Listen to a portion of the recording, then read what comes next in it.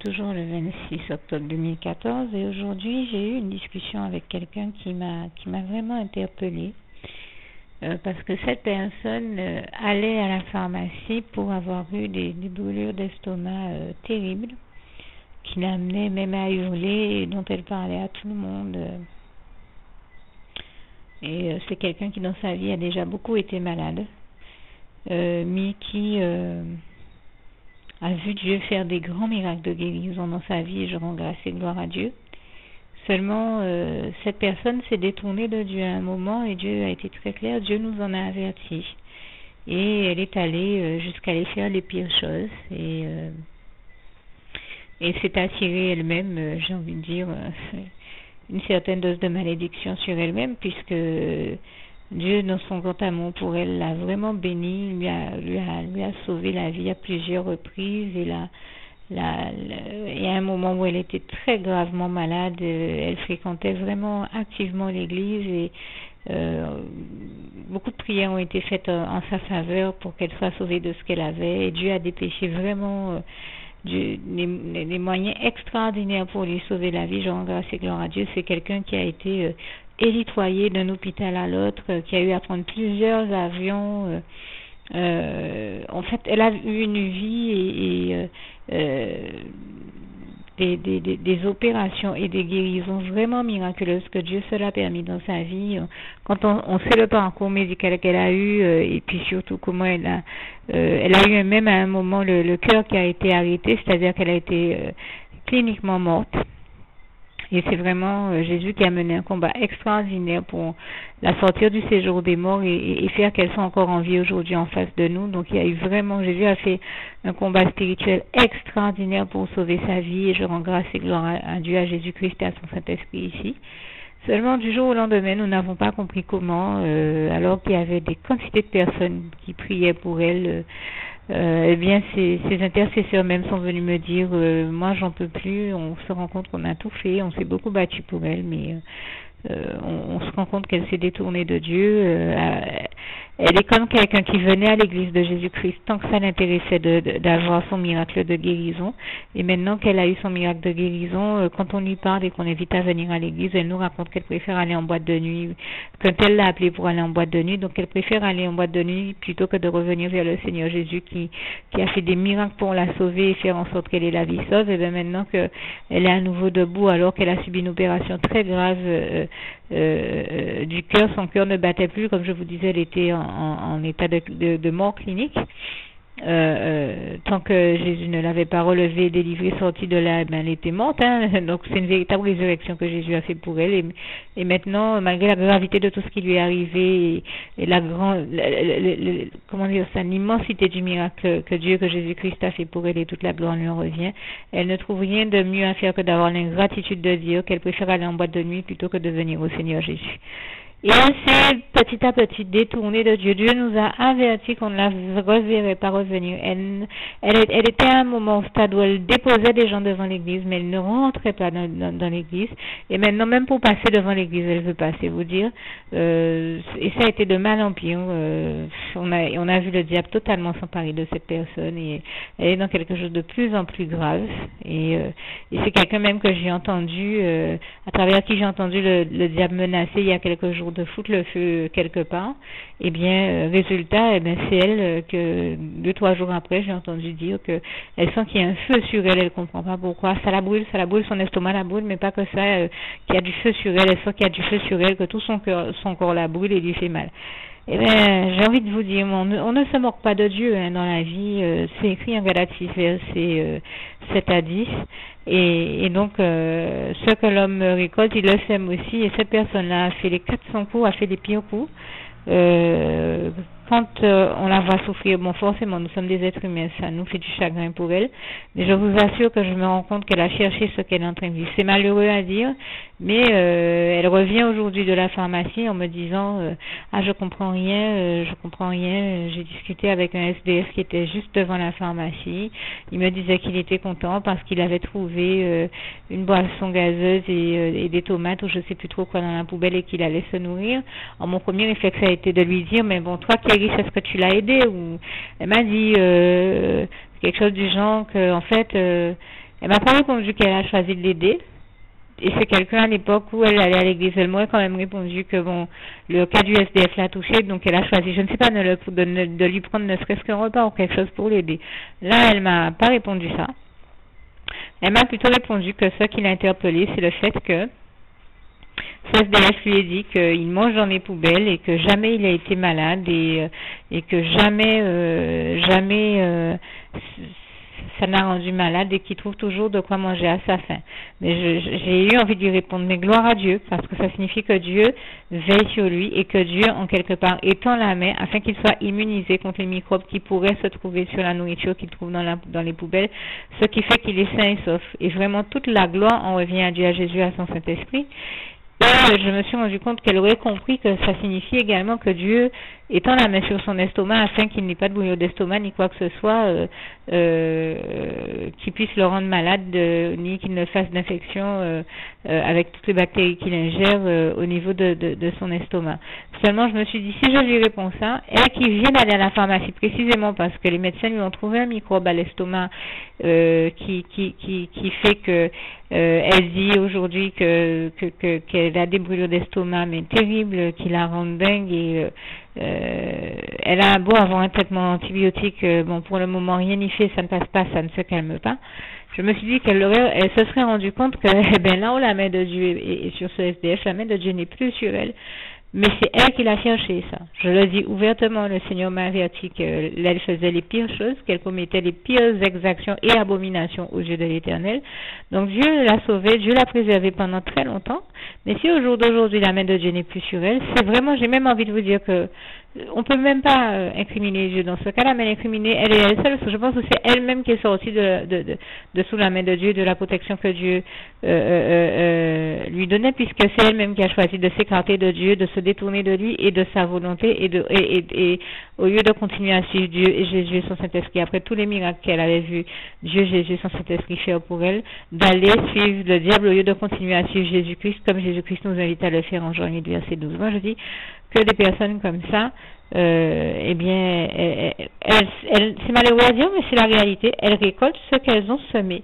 Et donc, moi, je vous invite à ne jamais suivre ce type d'exemple. J'en parle ici pour vous encourager, aussi difficile que puisse être le combat spirituel certaines fois, à toujours continuer à suivre Dieu, à Jésus, à suivre Dieu, Jésus et son Saint-Esprit, à lui être reconnaissant pour tout ce qu'il fait de bon dans votre vie et à ne jamais le perdre de vue et à ne laisser vous égarer par personne, ne laisser le diable vous égarer par personne et vous entraîner sur le chemin de la perdition par personne. Et avec aucun de ces procédés de distraction pour nous écarter de la volonté de Dieu, de la droiture du chemin de bonheur que Dieu a choisi pour nous. Ne perdez pas de vue que l'ennemi est toujours en train d'inventer une distraction pour essayer de nous aveugler et de nous faire sortir du plan de Dieu. Eh bien, ne le laissez pas vous distraire et vous faire perdre de vue la beauté du chemin d'éternité que Dieu a déjà prévu pour vous. Ne laissez pas le diable vous distraire au point de vous aveugler et vous empêcher de faire ce que vous avez à faire pour Dieu ou de témoigner de sa gloire ou quoi que ce soit d'autre de ce genre-là, au nom puissant de Jésus. Parce que je peux vous assurer que le diable essaie de trouver tous les moyens de nous distraire, que ce soit par le biais de la télé, des émissions, des manifestations, de tas d'événements qui ne sont pas de Dieu, en fait, de tas d'événements et de manifestations qui ne sont pas de Dieu.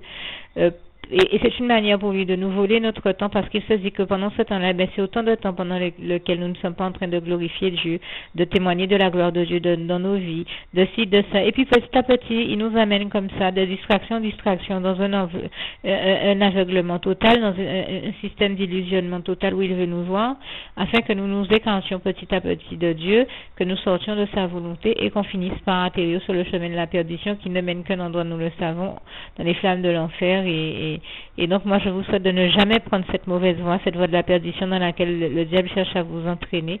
Vraiment veillez et restez conscient et comme on dit chez nous encore, éveillatif, afin donc vous l'aurez compris, restez bien éveillé, conscient.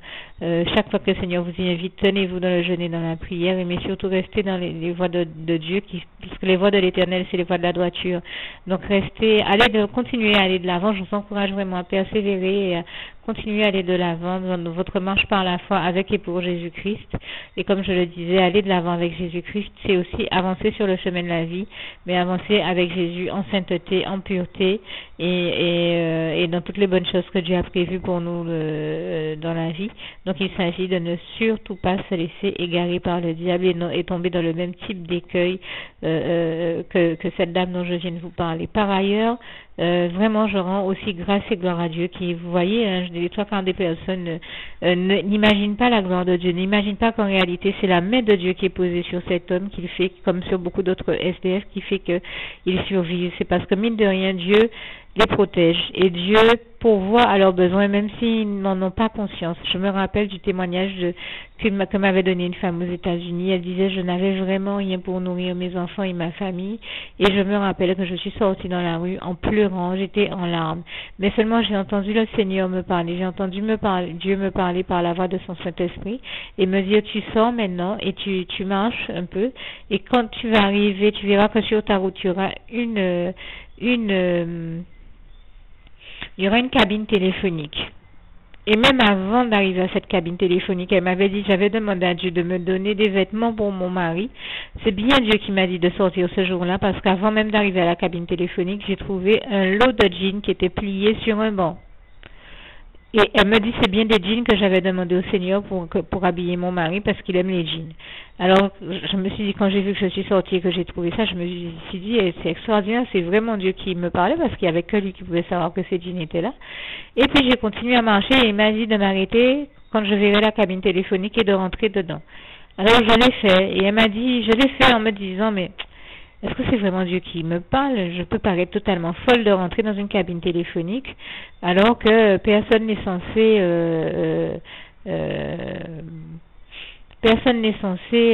je suis censée appeler personne, donc on va se demander: mais pourquoi la dame rentre dans la cabine téléphonique alors qu'elle n'a aucun appel à passer? Mais elle m'a dit: mais enfin, comme Dieu m'avait parlé, pour les jeans, et je les avais trouvés, alors je me suis dit: je vais quand même rentrer dans la cabine. Et vous me croirez ou pas, m'a-t-elle dit, quand je suis rentrée dans cette cabine, pendant quelques secondes, je me suis dit: mais qu'est-ce que je suis venue faire là? Je n'ai aucun coup de fil à passer.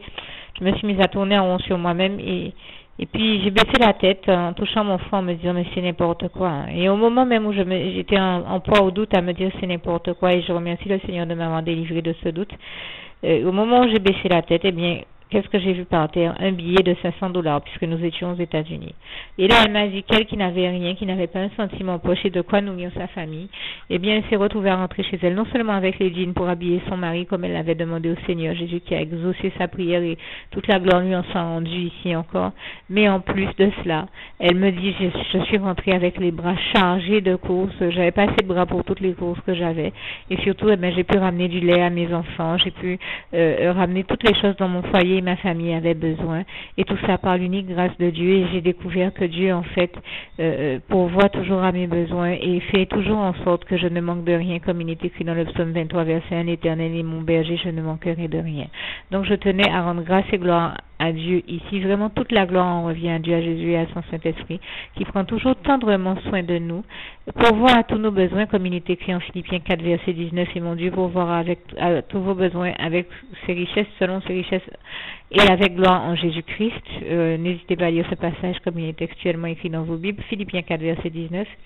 Et surtout, donc je rends grâce et gloire à Dieu qui, comme je le disais tout à l'heure, fait toujours en sorte que nous ne manquions de rien, qui est toujours en train de veiller sur nous, de nous protéger, de nous préserver et de nous donner tout ce dont nous avons besoin. Et je le dis là encore: merci Seigneur, je t'aime, nous t'aimons, et vraiment toute la gloire, nous t'aimons, nous tous tes enfants, et toute la gloire te revient Seigneur pour de tels miracles, de telles merveilles et prodiges que tu as accomplis toujours en notre faveur, et toute la gloire t'en revient. Et quand je dis ça, je pense notamment à, je trouve que ce sont des paroles qui font notamment allusion, et c'était pas calculé, ça sort tout droit de mon cœur, à ce passage donc de Job 5 verset 8 à 9 et du psaume 40 verset 5 à 6. Je rends en tout cas grâce et gloire à l'Éternel, notre merveilleux Dieu d'amour, pour tous ses bienfaits, pour toutes ces merveilles, et je lui dis encore: merci Seigneur, vraiment toute louange, honneur et gloire à toi, Éternel mon Dieu, toute la gloire te revient pour toutes ces merveilles. Merci Seigneur, je t'aime et nous t'aimons. Juste une petite précision pour tous ceux qui ne sont pas encore, qui n'ont pas encore choisi la meilleure des options qui soit, qui est celle d'aller se placer, de faire le choix à soi-même, d'aller se placer dans les bras d'amour de Jésus-Christ, pour se mettre à l'abri de ce monde cruel. Eh bien, je partage avec vous la prière par le biais de laquelle on y accède. Et commence par vous rappeler également ce passage de Jean 14 verset 6 où il est écrit que Jésus-Christ est le chemin, la vérité et la vie. Nul ne vient au Père, Dieu, sans passer par le Fils Jésus-Christ, bien sûr. Je le dis à ma manière, vous regarderez comme il est actuellement écrit dans vos Bibles là encore.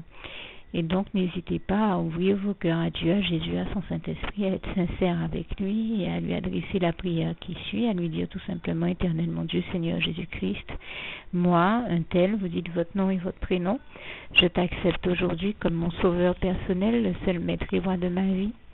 Je remets toute ma vie entre tes mains puisqu'elle t'appartient, Éternel mon Dieu, puisque tu l'as créée, cette vie. Donc tu en es donc le seul maître et propriétaire comme de tout ce qui existe dans tout l'univers. Je remets donc toute ma vie entre tes mains, je te la donne.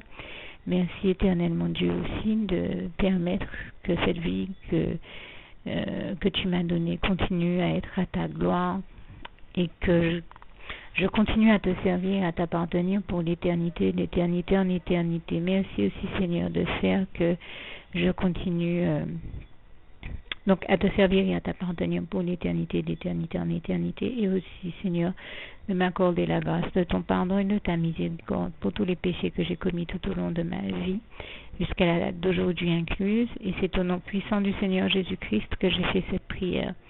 Et à vous tous qui avez fait cette prière, je vous dis que Dieu vous bénisse abondamment, puissamment, richement, et surtout n'hésitez pas à la partager avec tous vos proches et contacts, amis, membres de vos familles, collègues, bien-aimés, tous ceux que vous aimez, et surtout tous ceux à qui Dieu vous mettra à cœur, avec qui Dieu vous mettra à cœur de la partager.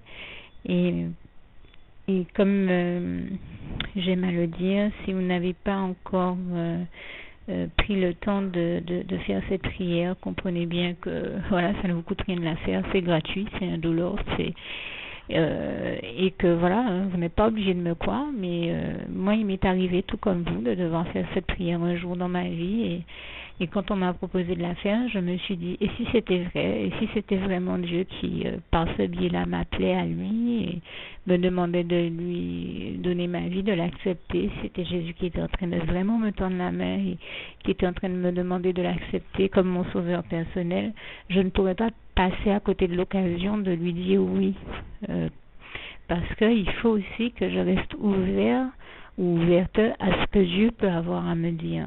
Il faut que je garde mon cœur et mon intellect ouvert à ce que Dieu peut avoir à me dire. Donc je me suis dit, je ne peux pas courir le risque de passer à côté de mon éternité, de passer à côté des meilleures choses de la vie, surtout si le maître et créateur de la vie m'appelle et cherche à me sauver. Pour être sauvé, il faut bien que je lui dise oui, que je souhaite qu'il me sauve. Oui, Seigneur Jésus-Christ, je t'accepte comme mon sauveur personnel.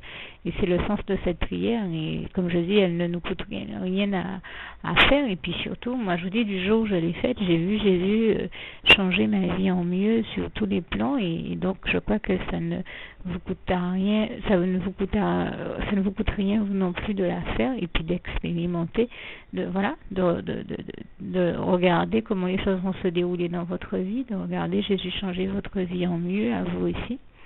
Et voilà, d'en faire l'expérience. Et pour en faire l'expérience, il faut commencer par faire cette prière. Donc si vous ne l'avez pas encore dite, réembobinez tout simplement cette vidéo ou ce document si vous préférez, réécoutez-le et dites avec moi la prière que vous m'avez entendu mentionner.